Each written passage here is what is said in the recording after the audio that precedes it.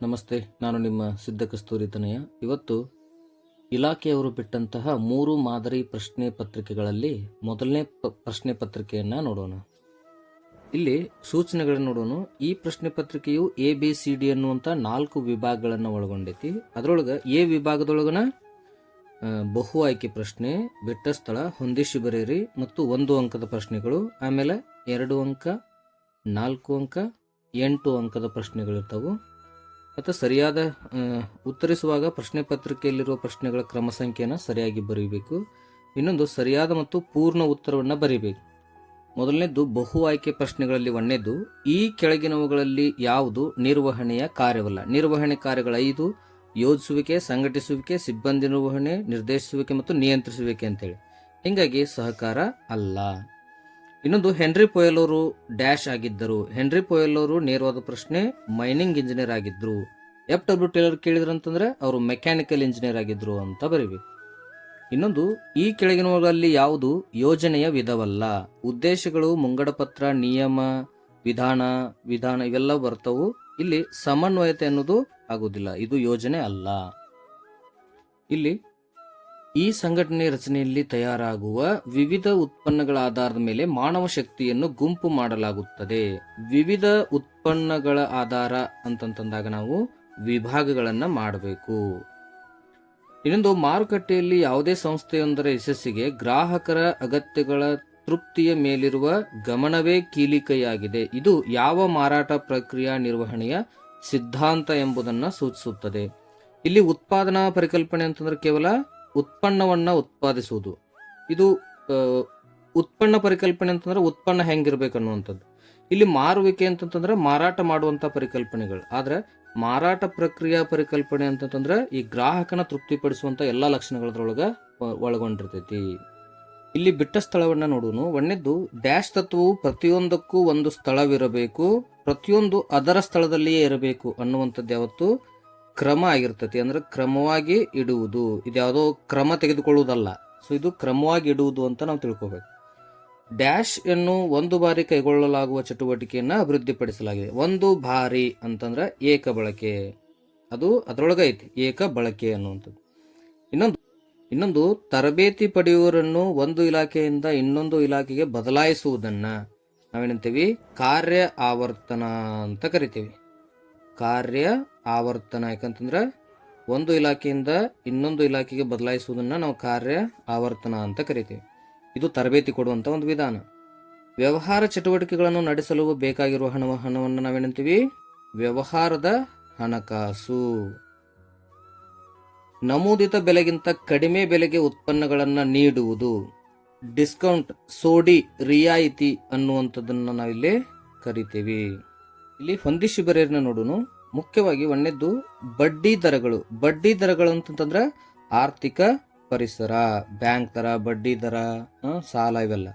ಉತ್ತರದಾಯಿತ್ವ ಅಂತಂದ್ರೆ ಅಧಿಕಾರ, ಜವಾಬ್ದಾರಿ, ಉತ್ತರದಾಯಿತ್ವ ಇವೆಲ್ಲವೂ ಕೂಡ ಪ್ರತಿನಿಯೋಜನೆ ಅಂಶಗಳಾಕವು. ಆದ್ರೆ ಇಲ್ಲಿ ಅಂತಿಮ ಫಲಿತಾಂಶಕ್ಕೆ ಉತ್ತರವನ್ನ ಹೇಳುವುದು. ಉತ್ತರದಾಯಿತ್ವ ಅಂತಂದ್ರೆ ಉತ್ತರ ಹೇಳುವುದು. ನೇಮಕಾತಿ ಅಂತಂದ್ರೆ ಇದು ಸಿಬ್ಬಂದಿ ನಿರ್ವಹಣೆಯ ಭಾಗ. ಸಿಬ್ಬಂದಿ ನಿರ್ವಹಣೆ ಪ್ರಕ್ರಿಯೆ ಒಳಗೆ ಇದು ಒಂದು ನೇಮಕಾತಿ. ಒಂದು ಯೋಜಿಸುವಿಕೆ ಮತ್ತು ನಿಯಂತ್ರಿಸುವಿಕೆ. ಏನಿವು? 2 ಅವಳಿ ಕಾರ್ಯಗಳು. ಸ್ಥಳ ಅನ್ನೋದೇನಪ್ಪಾ ಅಂತಂದ್ರೆ ಮಾರಾಟ ಪ್ರಕ್ರಿಯೆ ಮಿಶ್ರಣ ಆಗಿರ್ತೈತಿ. 4 P's ಅಂತ ಬರ್ತಾವ: ಪ್ರೊಡಕ್ಟ್, ಪ್ಲೇಸ್, ಪ್ರೈಸ್, ಪ್ರಮೋಷನ್ ಅಂತ ಹೇಳಿ. 1 ಅಂಕದ ಪ್ರಶ್ನೆಗಳನ್ನು ನೋಡೋಣ. ಒಂದನೇದು, ಉನ್ನತ ಹಂತದ ನಿರ್ವಹಣೆಗೆ ಒಂದು ಉದಾಹರಣೆ. ಯಾರಪ್ಪ ಅಂತಂದ್ರೆ ಅಧ್ಯಕ್ಷ, ಮುಖ್ಯ ಹಣಕಾಸು ಅಧಿಕಾರಿ, ಹಿಂಗೆಲ್ಲ ಉನ್ನತ ಹಂತದೊಳಗೆ ಬರ್ತಾರೆ. ವರ್ಗಾವಣೆ ಅಂತಂದ್ರೆ ನಾವೇನಂತೀವಿ? ಒಂದು ಕೆಲಸದಿಂದ ಇನ್ನೊಂದು ಕೆಲಸಕ್ಕೆ ಅಥವಾ ಒಂದು ಇಲಾಖೆಯಿಂದ ಇನ್ನೊಂದು ಇಲಾಖೆಗೆ ಅವರನ್ನ ಸ್ಥಳಾಂತರಿಸುವುದು ಅಂತ ಆಕೈತಿ. ಅಬ್ರಾಹಂ ಮಾಸ್ಲೋರ್ ಅವರು ಅಭಿವೃದ್ಧಿಪಡಿಸಿದ ಸಿದ್ಧಾಂತ ಯಾವ್ದಪ್ಪ ಅಂತಂದ್ರೆ ಅಗತ್ಯತಾ ವರ್ಗ ಶ್ರೇಣಿ ಸಿದ್ಧಾಂತ. ಅಗತ್ಯತಾ ವರ್ಗ ಶ್ರೇಣಿ ಸಿದ್ಧಾಂತ ಅಂತ ಕರಿತೀವಿ. ಇದನ್ನ ಕನ್ಫ್ಯೂಸ್ ಮಾಡ್ಕೊಂತೀರಿ. ಸನ್ರೈಸ್ ಲಿಮಿಟೆಡ್ ಹಳೆಯ ಯಂತ್ರವನ್ನ ಹೆಚ್ಚಿನ ಉತ್ಪಾದನಾ ಸಾಮರ್ಥ್ಯ ಹೊಂದಿರುವ ಆಧುನಿಕ ಯಂತ್ರದಿಂದ ಬದಲಾಯಿಸಲು ತೀರ್ಮಾನಿಸಿದೆ. ಸನ್ರೈಸ್ ಲಿಮಿಟೆಡ್ ಯಾವ ವಿಧದ ತೀರ್ಮಾನವನ್ನು ಇಲ್ಲಿ ನಾವೇನ್ ಮಾಡಬೇಕು? ಗಮನ ಹರಿಸ್ಬೇಕು.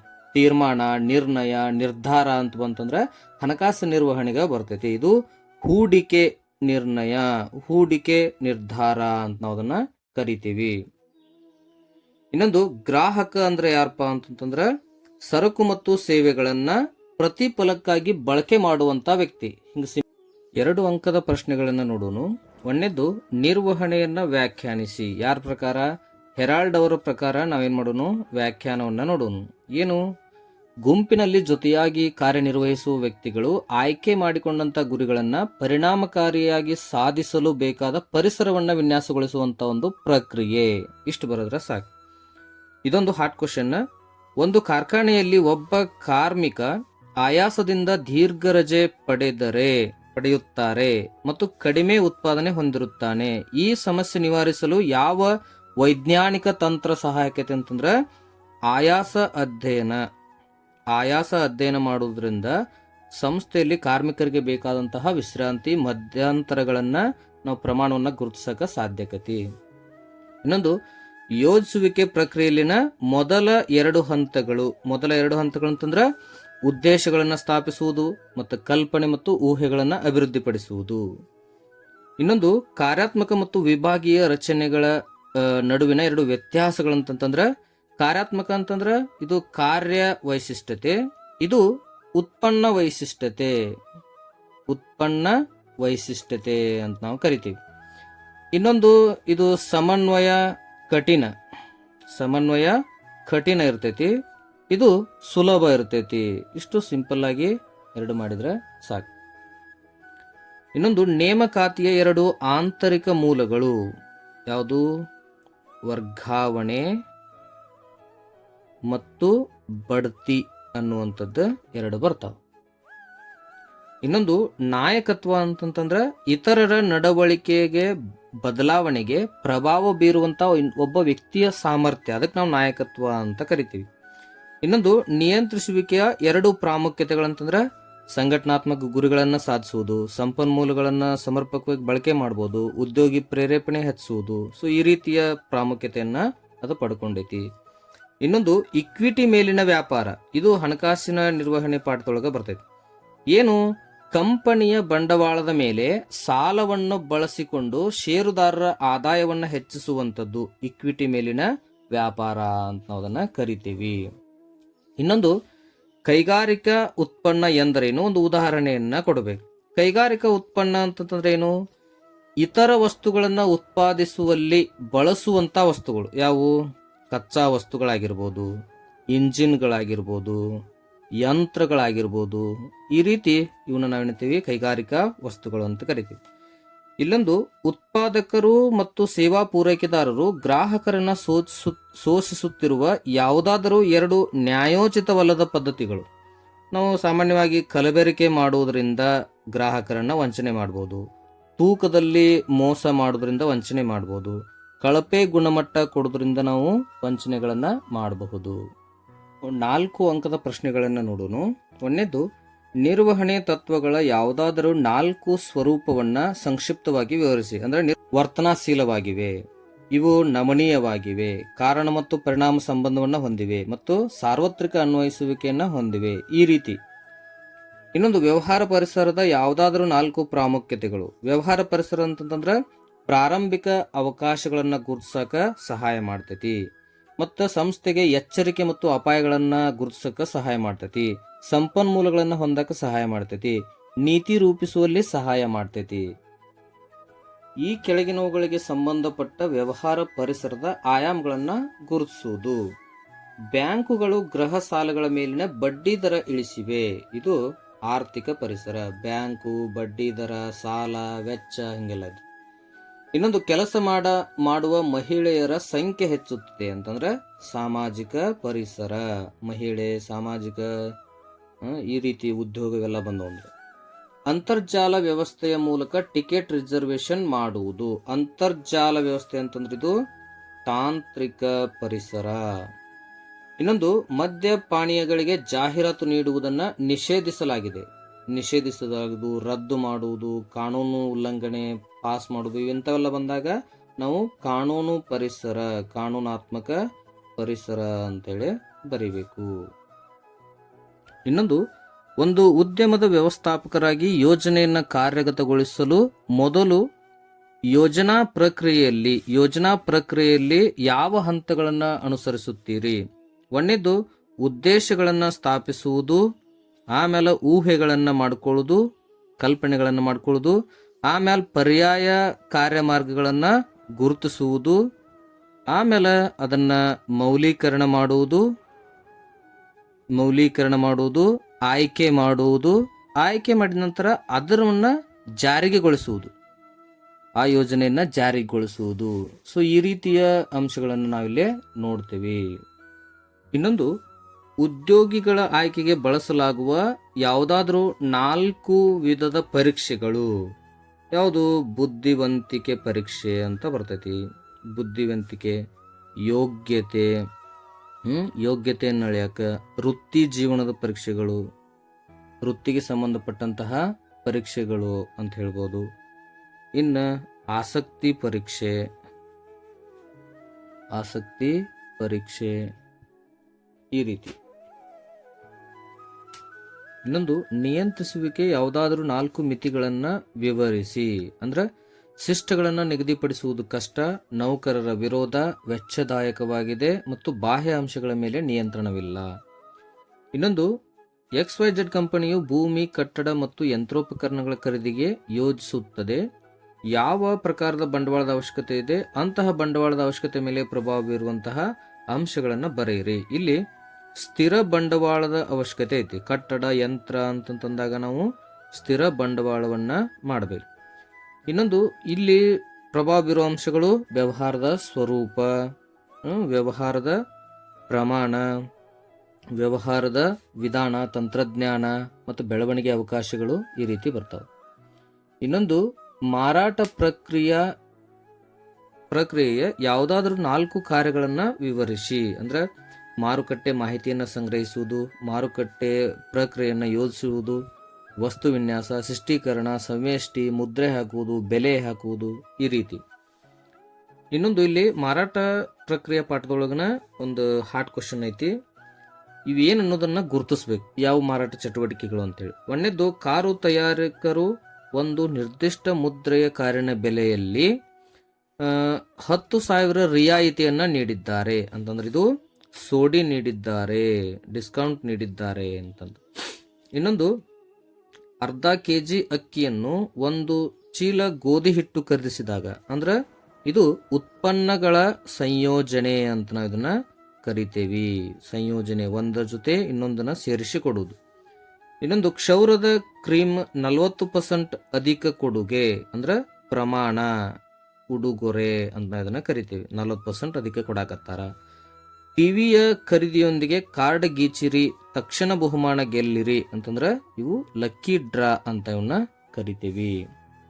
ಇನ್ನೊಂದು, ಗ್ರಾಹಕರು ಸರಕು ಸೇವೆಗಳನ್ನ ಖರೀದಿಸುವಾಗ, ಬಳಸುವಾಗ ಮತ್ತು ಅನುಭೋಗಿಸುವಾಗ ಹೊಂದಿರಬೇಕಾದ ಯಾವುದಾದ್ರೂ 4 ಹೊಣೆಗಾರಿಕೆಗಳನ್ನ ತಿಳಿಸಿ ಅಂತಂದ್ರೆ ISI ಇರುವಂತಹ ವಸ್ತುಗಳನ್ನು ನಾವು ಖರೀದಿ ಮಾಡಬೇಕು, ಸೂಚನೆಗಳನ್ನ ಪಾಲಿಸಬೇಕು, ನೆಕ್ಸ್ಟ್ ಗುರುತು ಪಟ್ಟಿಗಳನ್ನ ಓದಬೇಕು.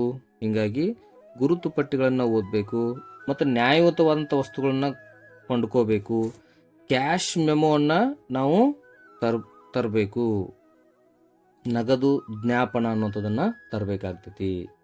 8 ಅಂಕದ ಪ್ರಶ್ನೆಗಳನ್ನು ಚರ್ಚೆ ಮಾಡೋಣ. ಒಂದನೇದು, ನಿರ್ವಹಣೆಯ ಉದ್ದೇಶಗಳು ಅಂತ ನಾವು ನೋಡ್ತೇವೆ. ನಿರ್ವಹಣೆಯ ಉದ್ದೇಶಗಳು ಅಂತಂದ್ರೆ ಸಂಘಟನಾತ್ಮಕ ಉದ್ದೇಶಗಳು, ಅದರೊಳಗೆ 3: ಅಸ್ತಿತ್ವ, ಲಾಭ, ಬೆಳವಣಿಗೆ.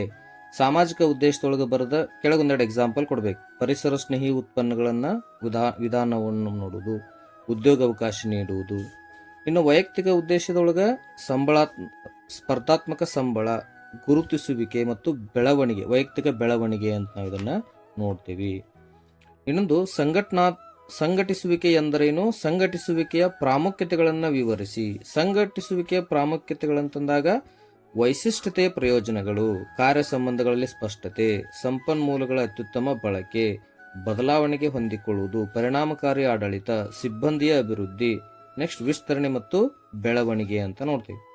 ಇನ್ನೊಂದು, ಸಿಬ್ಬಂದಿ ನಿರ್ವಹಣಾ ಪ್ರಕ್ರಿಯೆ. ಸಿಬ್ಬಂದಿ ನಿರ್ವಹಣಾ ಪ್ರಕ್ರಿಯೆ ಅಂದ್ರೆ 8 ಪ್ರಕ್ರಿಯೆಗಳು ಬರ್ತಾವೆ. ಅದರೊಳಗೆ ಮಾನವ ಶಕ್ತಿ ಅಗತ್ಯತೆಗಳನ್ನು ಅಂದಾಜು ಮಾಡುವುದು, ನೇಮಕಾತಿ ಮಾಡುವುದು, ಆಯ್ಕೆ ಮಾಡುವುದು, ಅನುಸ್ಥಾಪನೆ ಮತ್ತು ಅಭಿಶಿಕ್ಷಣ ಮಾಡುವುದು, ತರಬೇತಿ ಕೊಡುವುದು, ಅಭಿವೃದ್ಧಿ ಕೊಡುವುದು, ನೆಕ್ಸ್ಟ್ ಕಾರ್ಯನಿರ್ವಹಣೆಯನ್ನು ಅಳೆಯುವುದು, ಪರಾಮರ್ಶೆ ಮಾಡುವುದು, ನೆಕ್ಸ್ಟ್ ಬಡ್ತಿ ಮತ್ತು ವೃತ್ತಿ ಜೀವನ ಯೋಜಿಸುವಿಕೆ ಮಾಡುವುದು, ಕೊನೆಗೆ ಪರಿಹಾರ ಅನ್ನುವಂಥದ್ದು 8 ಅಂಶಗಳು ಬರ್ತಾವೆ ಇಲ್ಲಿ.